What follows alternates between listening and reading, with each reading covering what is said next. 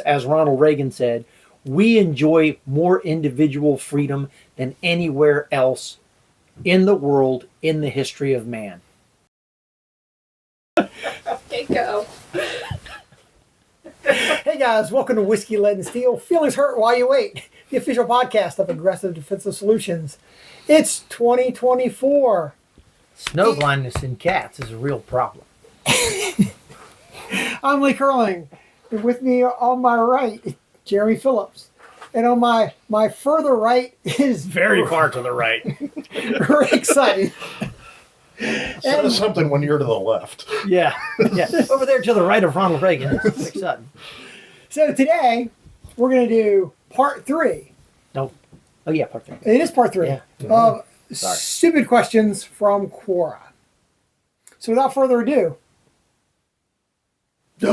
Rick, first one's for you. And you'll know why. Why is it okay for a jerk like you to own an AR-15?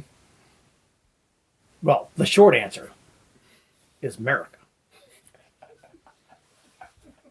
Right? I mean, let's be honest. The Pilgrims did not come across the Caribbean in a rowboat from Kazakhstan and build this great nation for me to not be able to have all kinds of guns. That's why right after World War II, when they ratified the fucking Constitution, I was able to buy my 10mm tank. That's full right. Yeah. Look, everybody knows you need an AR assault rifle with a 30-round magazine clip and a bayonet holder and a decamouflage adapter, right? Patent pending. Patent pending, yeah. Because all of those things make Yeah. it higher caliber. That's right. Yeah, much more deadly. May blow your lungs out, son. Yeah. So here's the deal.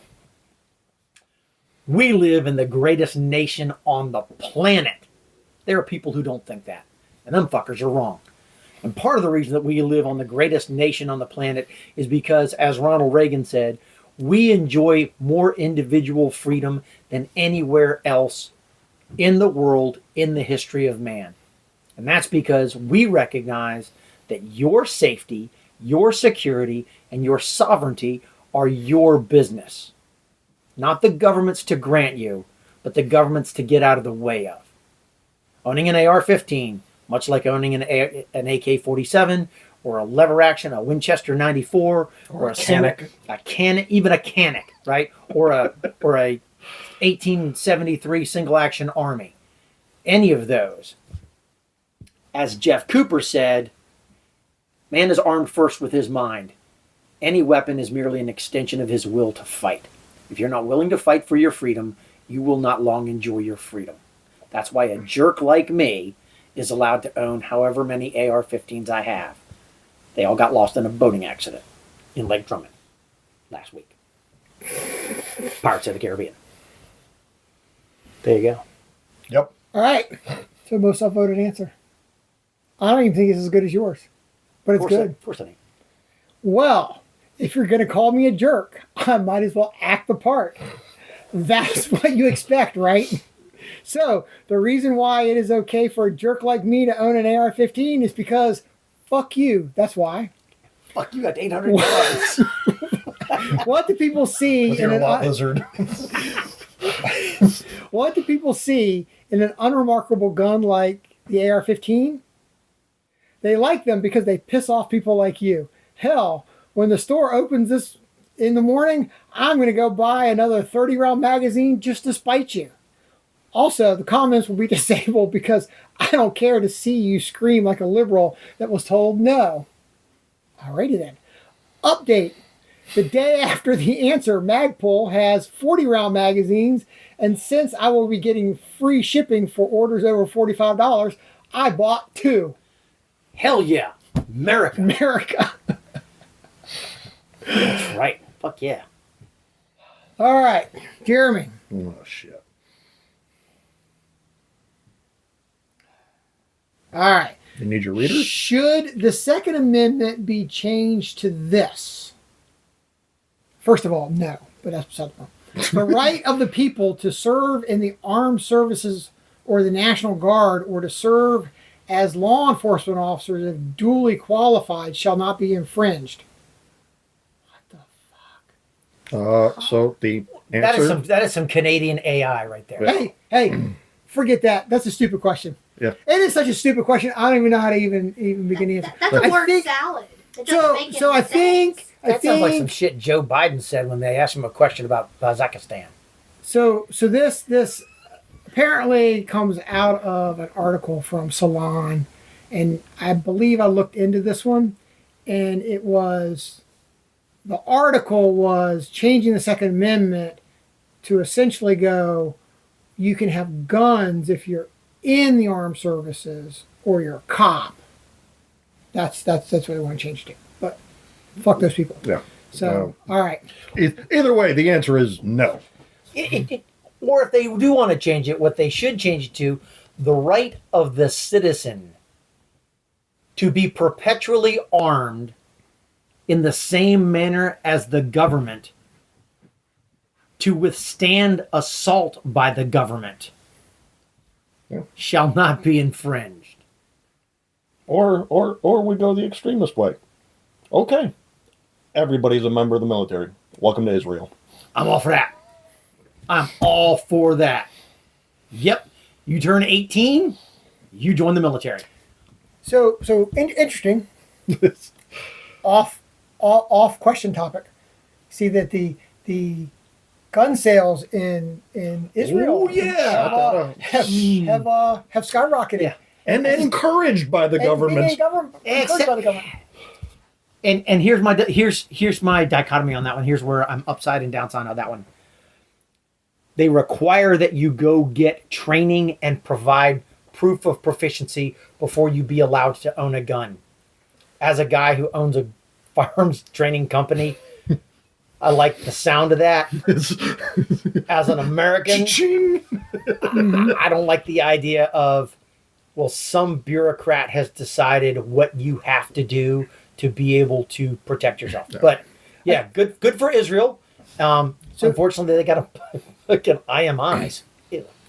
Well, I think the interesting point is, for years people have talked about how well armed Israeli society is, and it is you see people carrying guns in public, and it is not a big deal seeing people carrying guns in public. And when you have drilled into that, those are members of the military that are required to carry them with them. Yep. Right? But gun ownership overall is generally relatively small, except for those people that are part of defense forces in specific areas. And it is just simply cultural. Nobody cared to own guns. It was not the Israeli government made it hard for people to get guns or was against people owning guns. They just didn't feel like they needed it. They didn't feel like they needed them. And they were wrong. Now they do. And they were wrong. Right? Tragedy kind of brings some things into perspective. Yeah. All right, so Jeremy's up. Yeah. Jeremy's up. All right. Yeah. As a law enforcement officer, a National Guard soldier, or as a full-time soldier, if you're ordered to take American guns, would you follow that order, or would you stick to the U.S. Constitution's Second Amendment and refuse the order? I think we kind of had this question. We've beaten around it, but to go on the record, no. Having been two of those three things, no. All right. At that point, I served the governor Not gonna of the do greater it. Virginia, because the South will rise again. Sorry. Not gonna do it. Wouldn't be prudent at this It'd be different juncture. It'll be a different South that rises. It's not going to be the same South. I just want to be clear on that. It's gonna be the dirty South. Nothing involves anything, chattel anything. All right, so let's be clear. All right, so most upvoted answer. I, state name of enlistee, do solemnly swear or affirm that I will support and defend the Constitution of the United States against all enemies, foreign and domestic. I will bear true faith and allegiance to the same, and that I will obey the orders of the President of the United States and the orders of the officers appointed over me according to the regulations of the Uniform Code of Military Justice. So help me God. Whew. Okay, that's part of the answer. It really is. Now, I can't answer for police officer, but I can tell you that if someone who's taken the above oath, hell no. I think that's just what I got, right? Yeah. So Well, that's the enlisted oath, but the officer oath is similar. yeah, but I think I got the same thing for you. Hell no. I do someone swear to eat cake. that little Go thing golfing. at the end, the Uniform Code of Military Justice. There are very explicit lines. It makes it wrong, absolutely wrong, to follow an illegal order. An illegal order in this instance would be to violate not only the Constitution itself, but also the edict that the military personnel cannot be used against citizens of the United States. We talked in the previous episode of this, the Posse Comitatus Act. Just doesn't get any plainer than that. Communist. Did you see that movie? Which one? Sorry. Tank? Yes. With James Gardner? Mm-hmm. Yeah. Can't do that because of Posse Comitatus. Who you calling a pussy communist? All right. I got it. You want to see homos naked? Somebody chasing you, Sheriff? Ain't nobody chasing me, boy. I'm in a high-speed pursuit of a goddamn maniac. Is it bank robbery? Bank robbery? Bank robbery's baby shit compared to what this dude's doing. It's the Sheriff Buford T. Justice of Texas. The fact that your sheriff is not germane to the situation, goddamn Germans got nothing to do with this, boy. That's a great fucking show. I might have to watch that tonight. All right. Look, Daddy, a football game. Can we stay? You stay. I'm leaving. My hat blew off, Daddy. I hope your goddamn head was in it. First thing I do when I get home, I'm gonna punch your mama in the mouth. There's no way you came from my loins. And down the rabbit hole we go. All right. Next question for Rick. Okay. If the Second Amendment establishes the right to bear arms, why are we not well regulating it? We are well regulating it there, Boba Fett. Where the fuck? How do you think we're not well regulating it? Second Amendment does not establish it. It Yeah. defends it. Yeah. And That right is inherent. And the militia is all able-bodied men, and since we've crossed that line, all able-bodied women above the age of 16, ready to take up arms to defend against foreign or domestic threats, terrorists, or invaders. Everybody's in the militia. Even you with the pink hair and the fucking metal in your eyebrow. So when shit goes south, I'm going to hand you a single shot 22 bolt action and tell you to hang on to that while you go dig latrines. Because everybody has a job to do. There are no small jobs, just small people. So interesting, right? Most upvoted answer. Here comes the voice of reason. No, I am not even American, and I can answer this question. The phrase well regulated in the Second Amendment does not refer to the enactment of regulations, but rather it refers to a well-trained militia. And where the militia is not a government-operated army, but an organized and well-armed group of free citizens who are willing and able to stand up and protect the God-given rights of all American citizens, even yours, from threats both foreign and domestic, with the domestic threat including the tyrannical government hell-bent on ignoring the Constitution and infringing upon removing said rights. Edit. Nice. Oh, Yeah, I like it. Oh, wait, there's more. And there's an edit. It has been pointed out in several comments that I neglected to address the fact that the Second Amendment does not establish the right to bear arms, but rather forbids the government at any level from infringing upon the right to bear arms in any way, not in type, number, caliber, accessories, magazine capacities, etc., etc., etc. We're fighting that battle right now. Okay. Anyway, so interesting. The Yeah, most we upvoted did answer, both of those. most upvoted answer, kind of hit both of those things. So At one point in time, I don't know how they did up north, but in the South, where we live, the members of the local company would elect their officers, which is how we could end up with Colonel Lee Stewart Curling of the 1st Virginia Militia. But then he can't be first sausage. Well, I don't know, man. Have you seen any of the rank things that they wore in the Confederacy? You got like 17 stars. You're like, what's with the 17 stars? Oh, I'm a colonel. What? Looks like the fucking Bahrainis. Oh, just.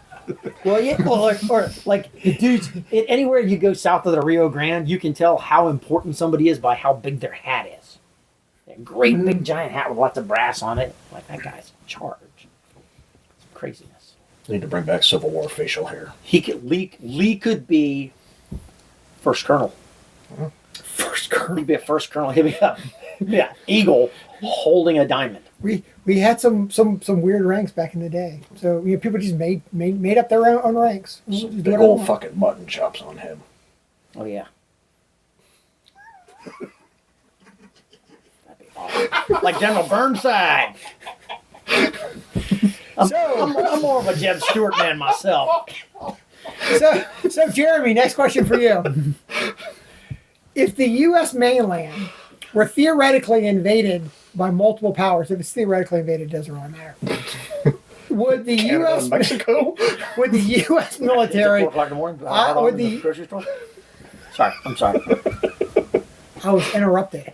Apparently, there is no leadership here. If the U.S. mainland were theoretically invaded by multiple powers, would the U.S. military allow the citizens to take up arms alongside them to protect the country? What would be the American sentiment or feeling at this time? How would this play out? You want one gun or two? Well, only Come on down. Well, first off, let's be honest. If anybody were going to invade, they would invade either in the Northeast or they would invade in California. Trust me, nobody who has ever seen the internet is going to try to invade anywhere south of the Potomac. It ain't going to happen. They're like, nope, nope. Guerrilla warfare's wet dream. We're going to cross the Rio Grande. Yeah, good luck with that. And in the meantime, there's a bunch of dudes with decamouflage Glocks going, Wolverines! So there was, at the start of the Russian invasion of Ukraine, there was a couple of guys that went to rescue their grandma or something like that. And when they got to the border guards laughed at them and said, "So do you want one gun or two?" Yes. Welcome to the party, pal. That's right. Now I have a machine gun. Oh. So not too different from some of the things that happened in Israel, right? Israel, in Ukraine, that shitstorm. Finland. Right? So Yeah. But would the U.S. Manassas. military allow citizens to take up arms? U.S. Here's military what wouldn't we're gonna even be there. They'd be off doing their own shit. Newsflash for all the people who watch TV and believe that shit's real. Nobody's gonna roll up to the main gate at NOB and go, "Hey, we know that there's shit going on. We come to join," and the military's gonna hand them guns. That's not gonna happen. Shit like that happens in the third world, like Ukraine, but it doesn't happen here. What would happen realistically is a bunch of people who look like people you've seen around the Agdef Sol hut would just start shooting foreigners on sight. They wouldn't contact the military unless they ran low on ammo, like, "Hey, you got any 5.56?" No, I don't want any of that fucking 55 grain bullshit. No. I need some SS-109. Bunch of dudes in Viking helmets, tube socks, and flip flops. Yeah, riding Maybe an H-harness. around in homemade technicals. Yeah, no, that's Weed eater, a live chicken, and some peach preserves. Yeah, good old time. All right, so most upvoted answer. The question is not the question is obviously asked by someone who is not a U.S. Not from the U.S. No offense intended. The U.S. government would not allow, in italics, its citizens to resist an invasion. The U.S. government would not be able to prevent its citizens from resisting an invasion. Right. So the U.S., unlike mainland Europe in many ways, but a big one is geographically. In Europe, there are not that many places where an insurgency could hide out outside of the Alps. In the United States, there are vast tracts of land with very little human involvement. And there are vast tracts of land that are so secluded they might as well be considered wilderness. any invading force, even if it somehow managed to take over a bunch of territory, would quickly learn that moving more than a few dozen miles inland from any coast involves serious risk. North Carolina down to Florida, across to Louisiana, better bring your waders because you're in swamp territory. New England, dense forest. The Midwest, from Ohio to Minnesota, down to Arkansas and Tennessee, lots of open land, forest, and swampy areas. The West, Dakotas to Idaho, down to Oklahoma, good luck supplying any sizable military force, let alone waging an effective campaign. Texas, I think that question answers itself. Mountain states, again, think the Alps, but without populated Switzerland, and by far, far larger. Hawaii, tons of island and lots of jungle area. Alaska, see Texas. The only way to defeat the United States is to occupy it, and that would take a minimum of 10 million men. Yeah. Probably more than that. Yeah. Probably more. 3 to 1 by doctrine. Yeah. Occupying the major cities and coastal areas only means that farther inland, millions of Americans are getting ready to drive you out. Now add about 10 million to that total, 20 million of which are veterans. I would advise against it. On the flip side, I can't imagine why anyone would want to invade us. If they want our politicians that badly, we'll give them up for free. Heck, we will pay you to take them off of our hands. The governor of Virginia would never let this happen. Hell no. Governor of Virginia call up the 1st Virginia Volunteer Cavalry. So I think you would end up with the military going, hey, you shouldn't do this because Geneva Convention, and you're Geneva Convention, never heard of it. Right? So, well. But here's a set of multicams. Go see him. He's going to print you an ID. Hey, you want some first generation night vision? Civilians engaged in military activities have no protections under the Geneva Convention. No, they don't. So they're also not bound by it. So the point being is, would the military allow it? No. Would the government allow it and encourage it? No, because you have no protection under the Geneva Convention, and it puts you completely and totally at risk. But would they prevent it? No, they wouldn't be able to. They wouldn't be able to. Yeah. I got things to do other than freaking stop you LARPers. That's right. That's right. I'm out here with goggins. I'm on the grind. I'm carrying this log. I got to get me a bunch of ears. Okay. All right. This one's going to Rick. All right. So Get you your scalps. Get me my jungle boots and my. All right. This is another military question. Oh God. Why doesn't the United States Marine Corps and U.S. Air Force play football like the U.S. Army and U.S. Navy? Go Army, beat Navy. Well, first off, the Air Force, as a corporate entity, does not believe in violence.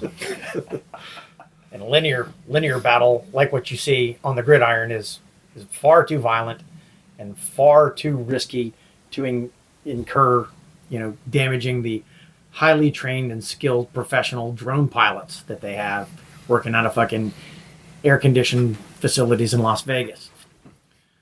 The Marine Corps doesn't play football for the same reason that the Marine Corps doesn't play soccer or any of that other shit. Pickleball.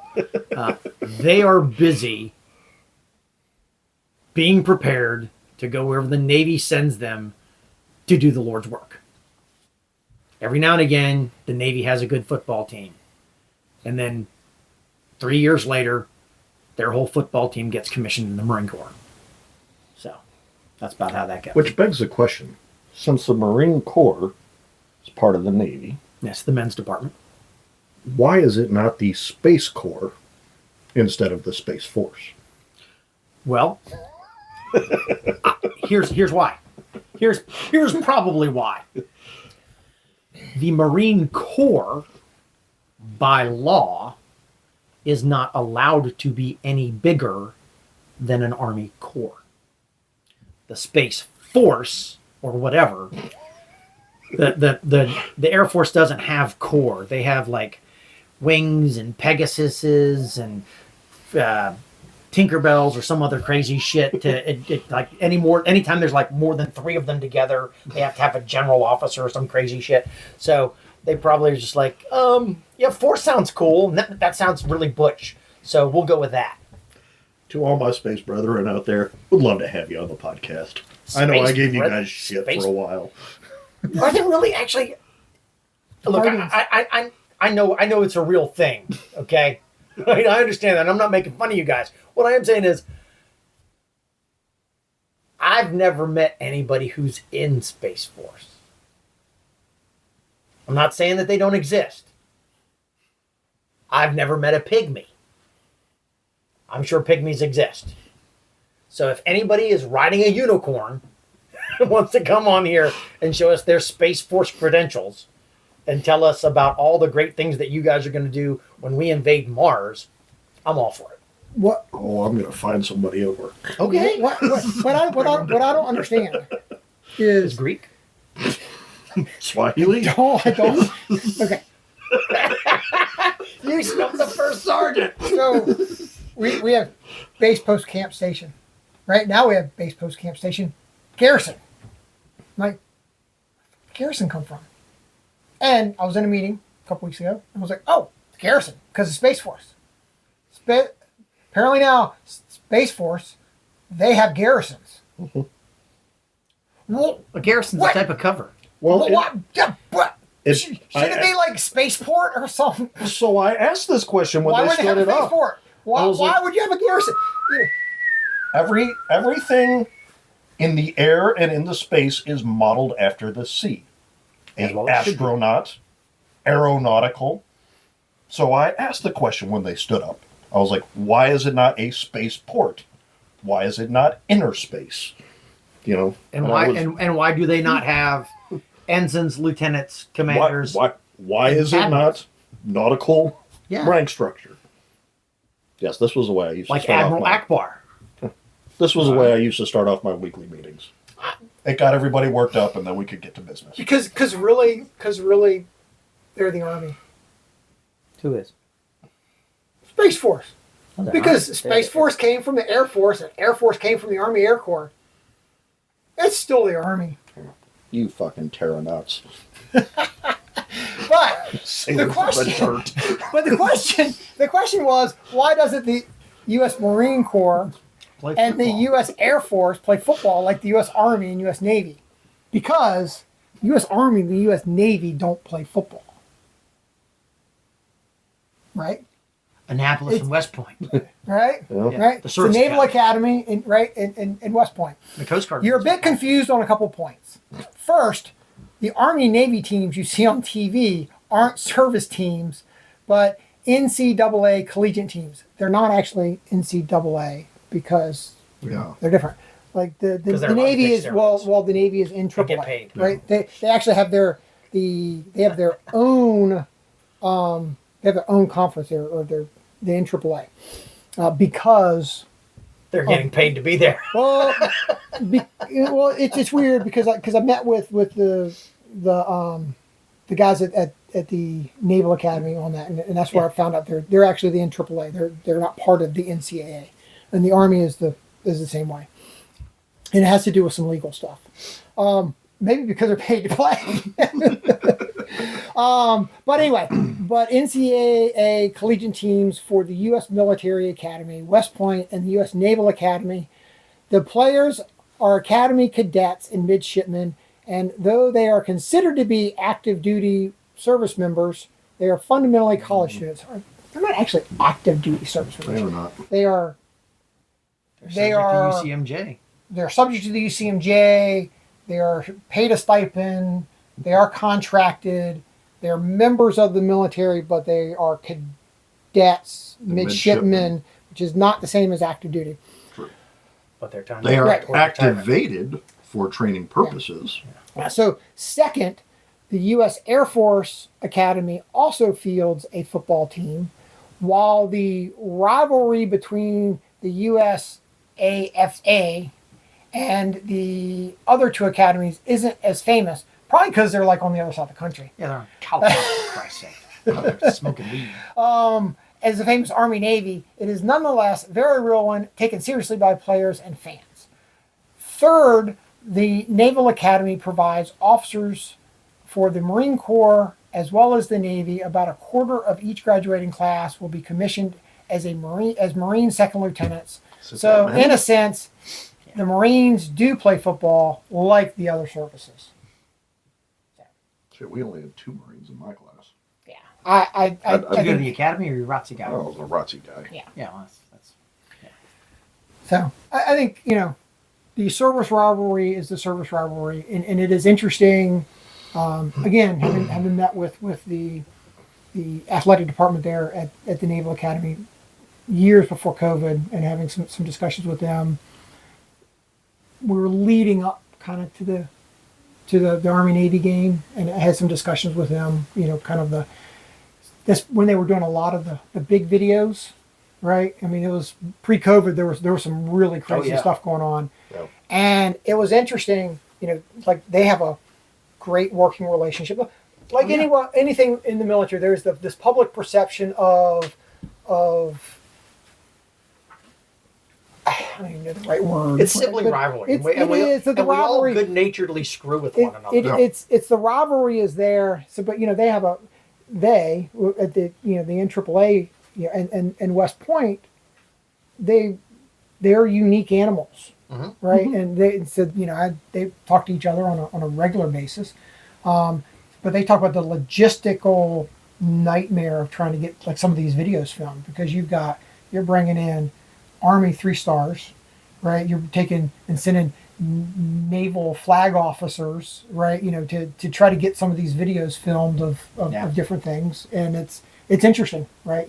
But between the services and trying to coordinate the logistics of the cadets and the midshipmen and their classes, and flag officers and general officers and their schedules, and trying to coordinate all this is Because you don't get the red shirt at West Point or at Annapolis.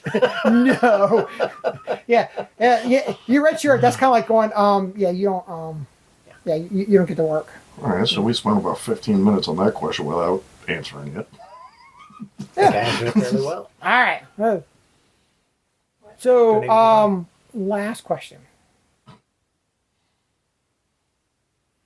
As a gun owner, would you be open to an experiment in which all guns are confiscated and the Second Amendment is scrapped for a year to see if gun control works? If it doesn't, you get your guns back.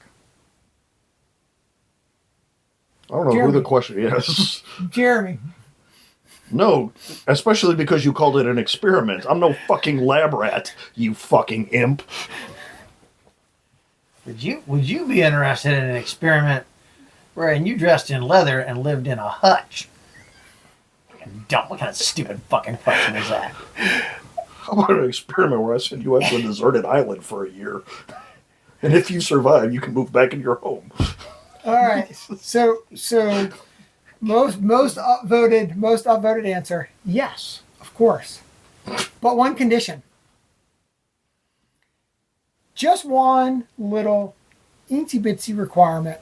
I assure you, it's such an utter triviality that you won't even notice. It's just a little trifle. Non-gun owners will give up their right to vote first.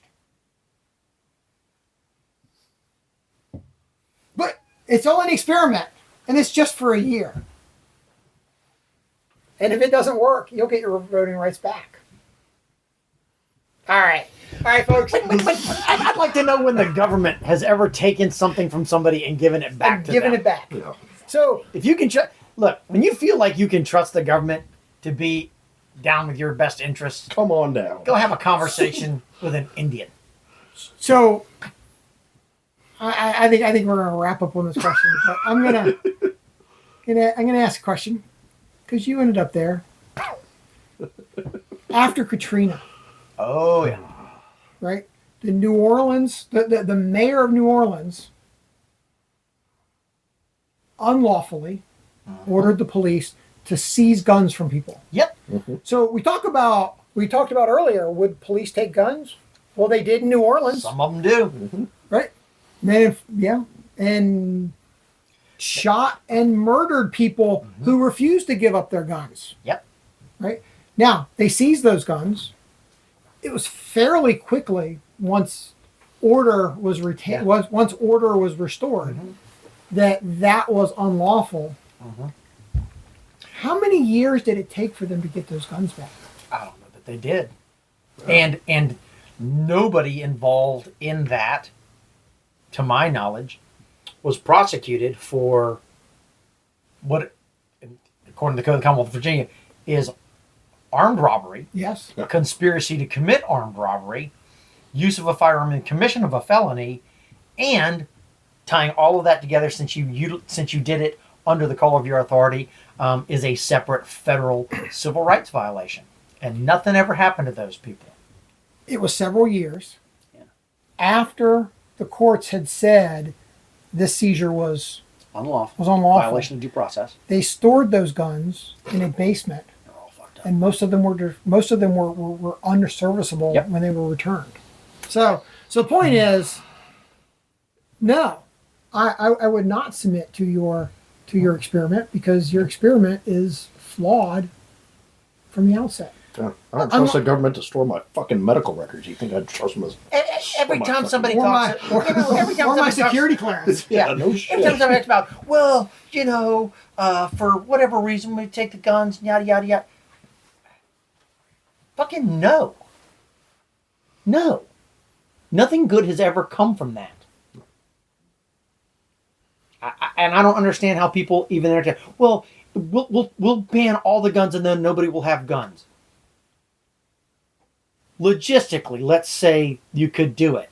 If you could do it legally, let me pose this question to you. For those of you out there in La La Land who go, well, if we ban guns, then nobody will have guns. We banned cocaine and fentanyl and heroin, which is why nobody has any possession of any of that shit, right?